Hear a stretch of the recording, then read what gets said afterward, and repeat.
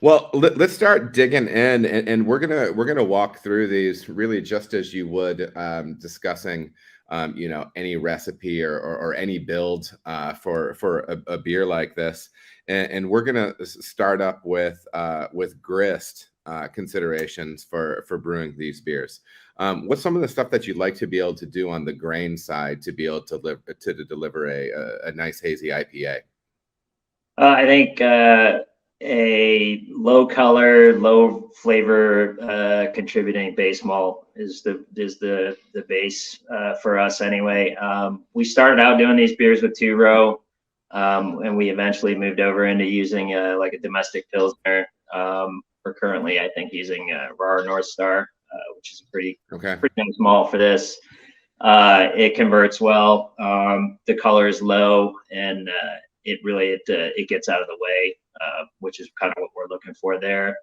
We're using that 80 to 85% of the grist total.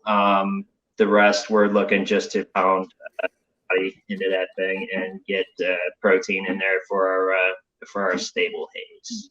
Mm.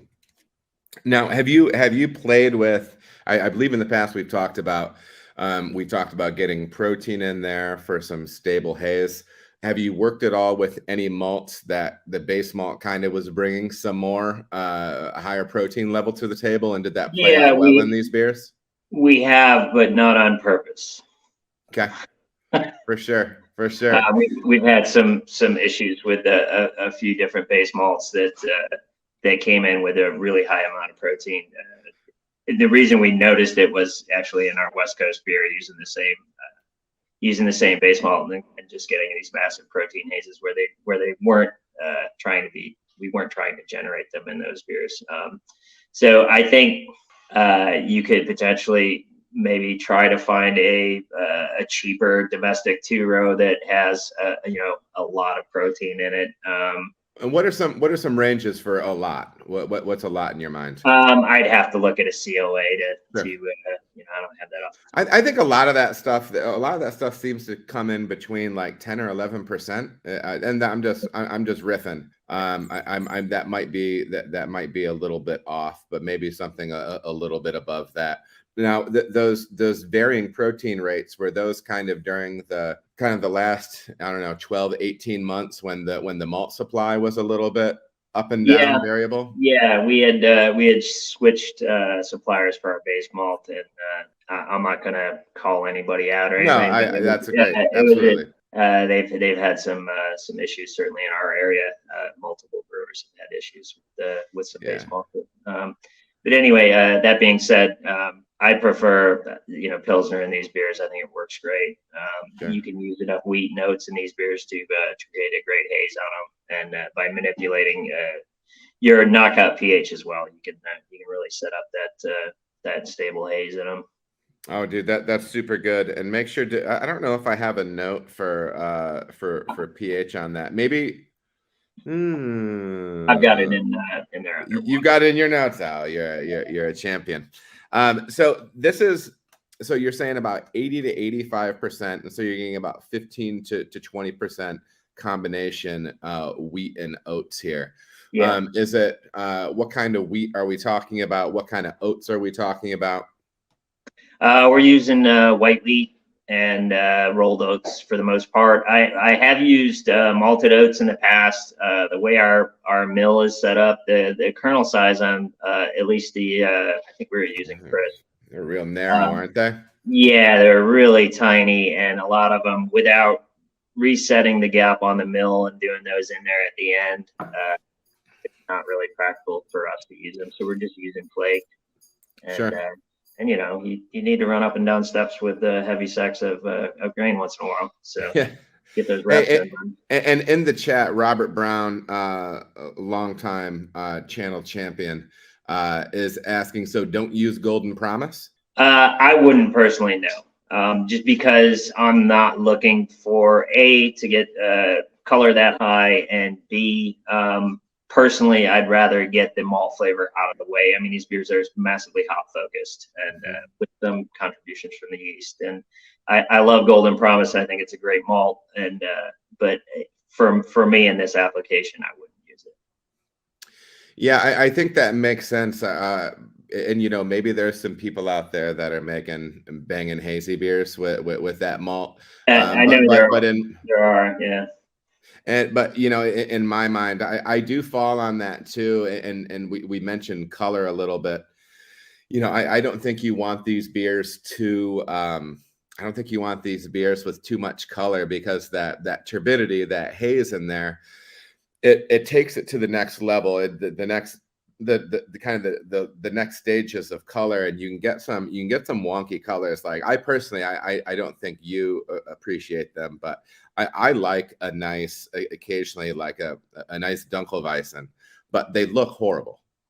They look Without gross. question.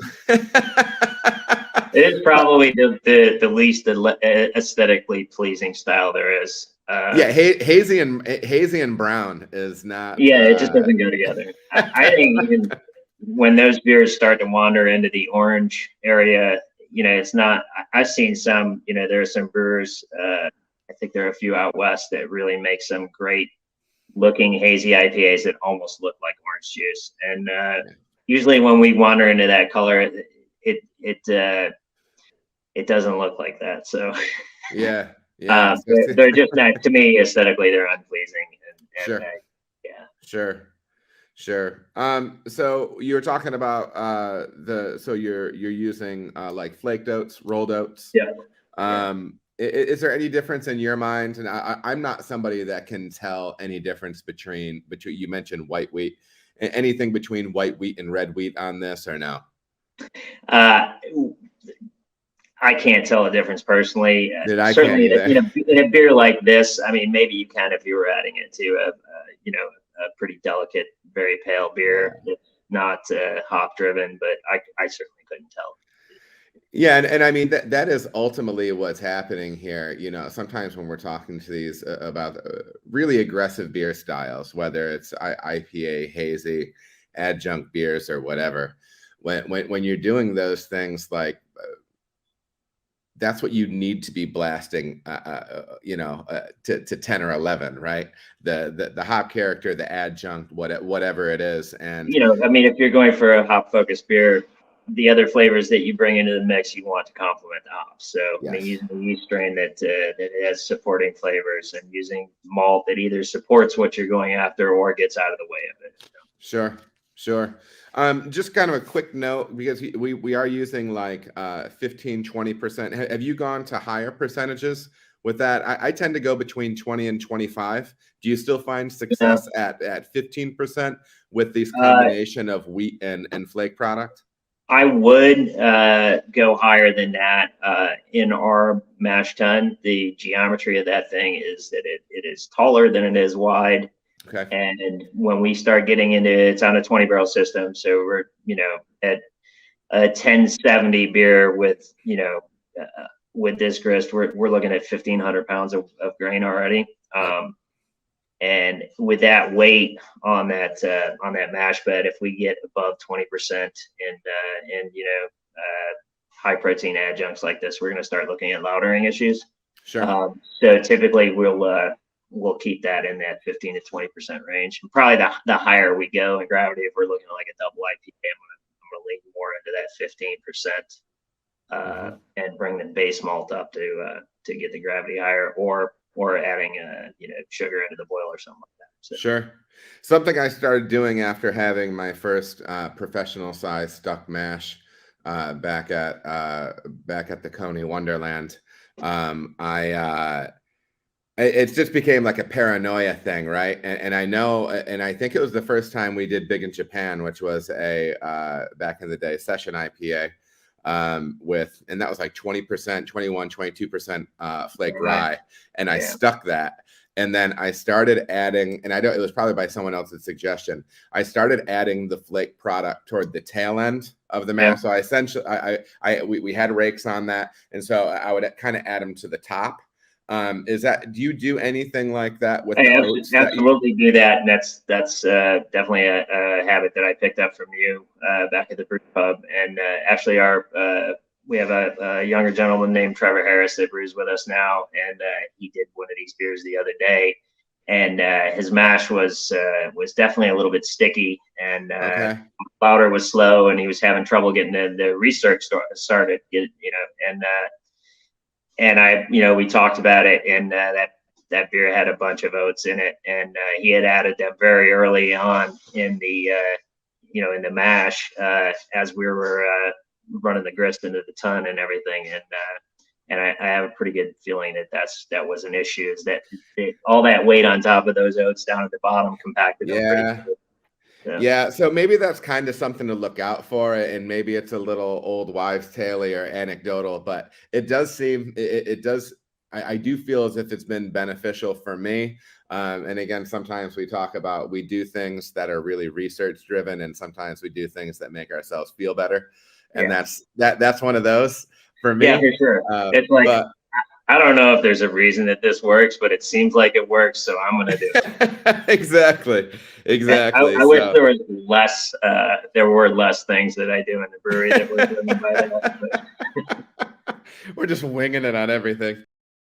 All right, everybody, thank you so much for watching. If you feel as if you got any value out of the video, please like and subscribe. There are also other videos that you can watch. They're gonna maybe be over here or over here. Appreciate you watching.